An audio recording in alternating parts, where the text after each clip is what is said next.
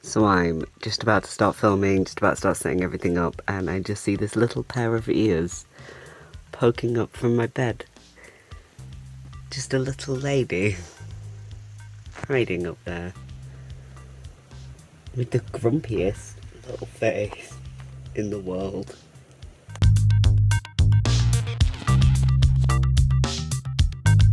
Hi, hello, and welcome or welcome back. I suppose I have been on a little bit of a mad filming spree these past few days, so that's possibly why each introduction is not as long as it usually is. Same thing. Actually, no, I think this video is coming first. You're going to get a lot of things slightly out of order. Just depends when I finish the books. But I have a plan of when things are coming out. But basically, I'm not going to be doing my makeup today because my skin is a little bit rough at the minute. We've got some allergy things going on. And as you will see in 2 upcoming videos, I will be on repeat a little bit with this. I can't take antihistamines because they knock me out, so I just have to grin and bear it with all of this nonsense. I don't think there is anything else to update you on, apart from the fact that you may be about to fall over, because I don't know if the cat is coming down. You okay, girlie? You sitting up there? Okay, I think she's watching the birds. So, let's get into today's video. Today we are talking about Exciting Times by Naoise Dolan. I hope I pronounced that right. I looked it up. Naoise is what I heard. It's not an Irish name I've come across before. Could have just said it's not a name I've come across, but it happens to be Irish. Anyway. So, this book I have slightly complex feelings on. I think overall the story itself was interesting, but I'm not a huge fan necessarily of how it was told. I have a bit of an issue with the writing style. Now, I've got my notes here, so if you see me looking down, that's why. So I think my issue is that the style begins to feel very formulaic and repetitive. So we've got a thought, an action, possibly a follow-up thought, then is it wrong that I think / act this way? And then usually an inevitable politicizing either the thought and action of her and or somebody else. And while I'm not in a mood about the politics of this book, I actually think they're very interesting, the way politics is talked about in this book. And, you know, I'm not necessarily in a spot to talk about Irish politics, me having little to no connection to them, but just in general, there's a lot of economic politics spoken about. There's class politics and Irish politics with links to England. Sorry, the cat's making movements, and I have to be a little bit careful because if she starts trundling down there, Lily, little black tortie, usually takes the ladders, but at some point she's probably just going to jump onto the windowsill, and that's where I'm filming. So, yeah, the writing style feels a little bit formulaic and repetitive, so that makes it a bit of a slog sometimes to get through. Also, I would say up to about chapter 5, there are a lot of really awkward phrasing and sentencing issues. That makes it sound like prison. I'm no expert myself. The difference is I'm not editing this in the way that a book is edited. Had I scripted myself? Yes, I could atone that. Why is my brain not functioning? But there were a few phrases. Now, I am very aware that sometimes when I read phrases, I get my words mixed up, and so when they feel like they're in the wrong order, things feel awkward for me, but they're not. That's not actually how the sentence structure is. So I tend to then send that to a few people to be like, is this just me, or is this the writing itself? And in this case, it was universally, no, that's just the writing, it doesn't seem to make sense. And I also made sure that have you seen yourself in the mirror? Are you okay? I made sure I asked one of my friends who happens to be Irish to make sure that it wasn't just me missing that, because obviously sentence structure does work depending on how you've grown up speaking English. In fact, that is one of my favourite parts, which I will come back to, of the book, the way it talks about language. But yeah, early on there's some really awkward sentence structure and issues around that, and it just makes it difficult to read. I was legitimately unsure if I would be able to get through this book in the early going of it, and that's a real shame, because obviously the early part of a book is where you're likely to lose your readers. I think I've spoken about this recently, maybe, or I was thinking about it when I was thinking about what I'm going to say in this video. I can't remember, but obviously the earlier on a reader feels like they're not enjoying what they're reading, the more likely they are to just stop. Whereas if they've put time into this, they're more likely to go, well, I'll see it through to its conclusion. And I think that in this case, had I not been reading this for review purposes, which obviously I read every book that I read is now for review purposes, but were I just a general reader of this, I probably wouldn't have finished it. I probably would have just returned it to the library, got to be honest. So another big issue with this is a distinct lack of description of setting. Everywhere feels a little bit blank. Now, I'm not asking for Tolkien-esque world building here. I'm just asking for a little bit more than what we did get, because you often enter a room and there's maybe mention of a little bit of furniture here and there, but everything feels a little blank. And that comes under part of the issue with the overall structure that I was talking about earlier, which it is a lot of, the think, act, more thinking, acting, and like that cycle from earlier.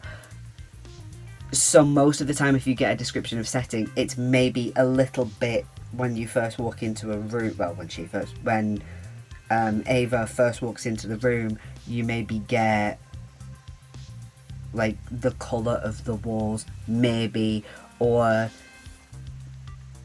the fact that the tables at a restaurant are mahogany or something, and you maybe get one little bit of information, or it's that there is a shoe rack to put shoes on, or there is a sofa to sit on, kind of thing, because as part of the action part of the cycle, she's taking her shoes off to put it on the rack, or she's going to sit on the sofa, but you wouldn't know the size of the room. You don't know how long it takes her to get to the sofa. And like I said, I'm not asking for every little bit of detail, but if the description comes from thought or action rather than base description, then I need a little more of size of room because of how long it takes you to get from one side of the room to the other, or that kind of thing.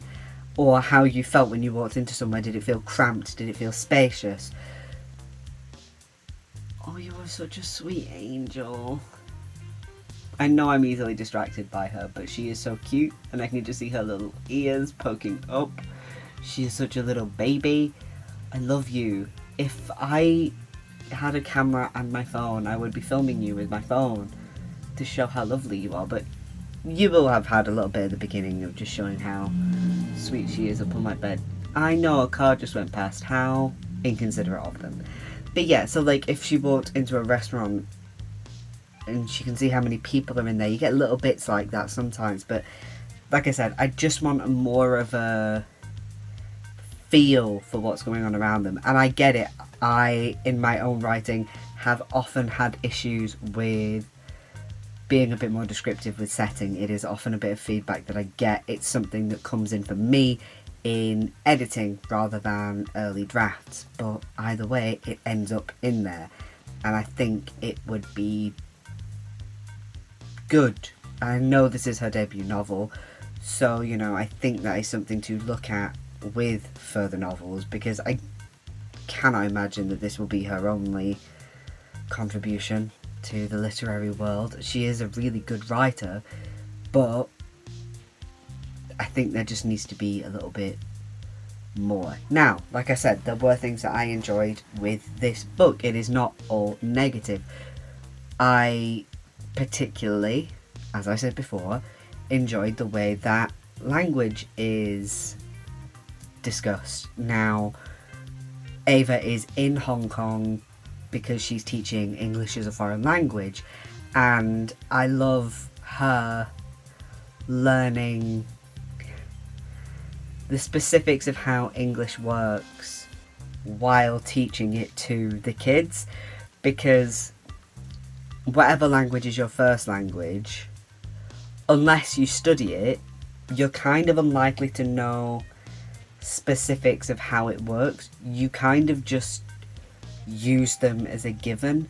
So I will find the thing and put it here of how, if you're using multiple adjectives, they naturally, in English, they naturally fit in a certain order when we speak. It's not something we consciously think about. To keep it short, you would never say, hang on, let me think about it. You would never say the blue big ball. You would always say the big blue ball. That kind of thing. And that's very basic, but keeping it simple is the best way to think about it.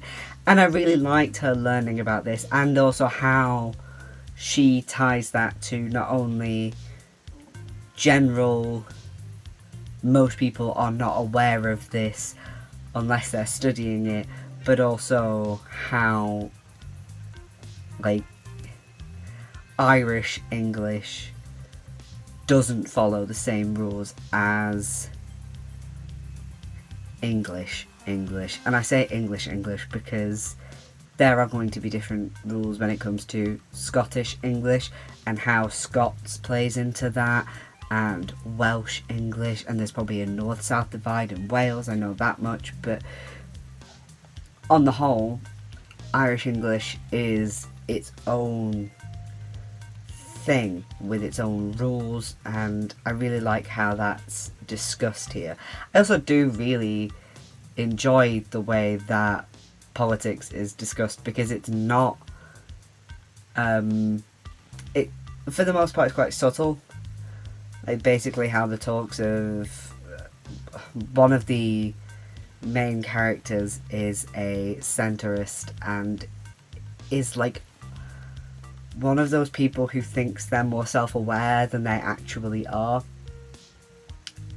and he's exactly as rich as you think he is as well, for one of those people. And I really like how he's written. I like how all of the characters themselves are written really well. It's, like I said, it's mostly the world building and the structure that I have issues with, but the actual characters and story, I do think they're written really well. Like I said, particularly the way that characters play off of each other. Something I will say is that I always try and think of a comparison to make of a if you like this, then you will like this. In terms of literary style, I think if you like Detransition Baby, then you will probably like this. And in terms of character style, the best I can think of is I usually try and go for books, but if you like Fleabag, then I think you will like this. And I know that's a very simple thing to use of a here's a not necessarily the most likeable female protagonist, oh, just like Fleabag, but there's a certain dryness to it which I think is a simple enough thing to go, if you like, then I think you will also like, kind of deal. If you've read this book, let me know. If you've been thinking about reading this book, I would still say maybe try it, give it a go. Might be more your taste than mine. Stylistically, that kind of almost fully formed notes style, and that's not me being rude, but I've seen it like with Detransition Baby, like with this, that very formulaic this style. It feels like long form notes to me. But yeah, if you have been thinking about reading this, maybe give it a go. If you have read it, like I said, let me know what you think, and I will see you all very, very shortly. I hope you have a wonderful day, a wonderful night, a wonderful whenever you are watching this. Take care of yourselves. Right.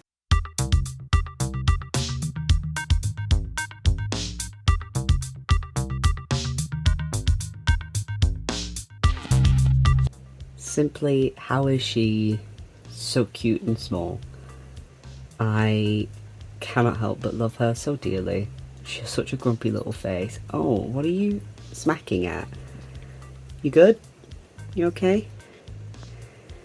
She's the cutest little girl in the world. And I think she has been startled by her own tail. So I love that for her.